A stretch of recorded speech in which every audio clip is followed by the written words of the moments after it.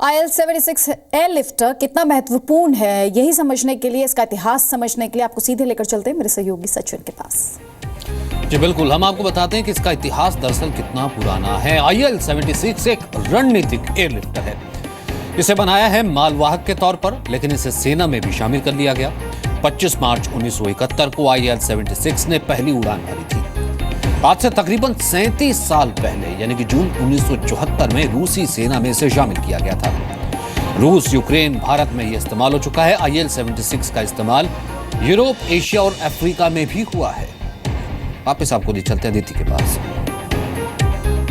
शुक्रिया सचिन। तो भारत अपनी हवाई सुरक्षा को मजबूत करने की तैयारी में लग गया और इसके लिए रूस से अत्याधुनिक air defence system S-400 Triumph वो खरीदेगा, जिस पर लगभग 40,000 करोड़ रुपए खर्च होने की उम्मीद है। हालांकि इस सौदे की कीमत बातचीत से तय की जानी है।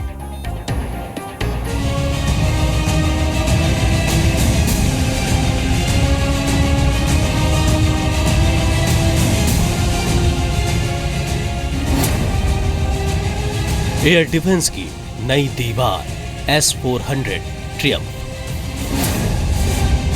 दुश्मन को हवा में ही हरा देगा भारत का नया हथियार। भारत के आसमान में रूस का सुरक्षा कवच।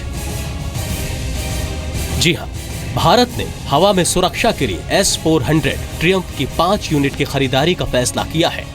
लंबी दूरी की मिसाइलों से लैस इस सिस्टम प्रणाली के जरिए 400 किलोमीटर की दूरी तक उड़ते हुए विमान, मिसाइल, छुपे हुए विमानों और ड्रोन को निशाना बनाया जा सकता है। इस एयर डिफेंस सिस्टम की मदद से बैलिस्टिक मिसाइलों और हाइपरसोनिक लक्ष्यों को भी भेदा जा सकता है। इसकी मदद से आसानी से रडार की पकड़ में न आने वाले लड़ाकू विमान भी मार गिराए जा सकते हैं। S-400 Triumph air defence system एक साथ 36 लक्ष्यों को निशाना बना सकता है। इसकी खास विशेषता यह भी है कि यह 5 मीटर से 30 मीटर की ऊंचाई पर देश की तरफ आने वाली 72 मिसाइलों को मार गिराने में सक्षम है। रडार की पकड़ में न आने वाला ये सिस्टम अमेरिका के सुपरसोनिक और हाइपरसोनिक जेट फाइटर तथा स्टील्थ फाइटर F-35 को भी नष्ट करने में सक्षम है।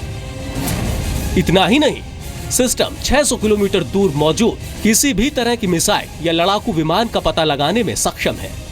S-400 सिस्टम के लॉन्चर से दुश्मन के विमान पर सिर्फ 3 सेकंड में 2 मिसाइलें छोड़ी जा सकती हैं। इससे छोड़ी गई मिसाइलें 5 किलोमीटर प्रति सेकंड की रफ्तार से आक्रमण करती हैं और 35 किलोमीटर की ऊंचाई तक मार गिराने में सक्षम होती हैं। भारत इस तरह की 6000 मिसाइलें भी रूस से खरीदेगा। खास बात यह है कि S-400 Triumph air defence system 3 तरह का सुरक्षा घेरा मुहैया कराती है। इसके लिए 3 अलग अलग तरह की मिसाइलों को प्रयोग में लाया जाता है।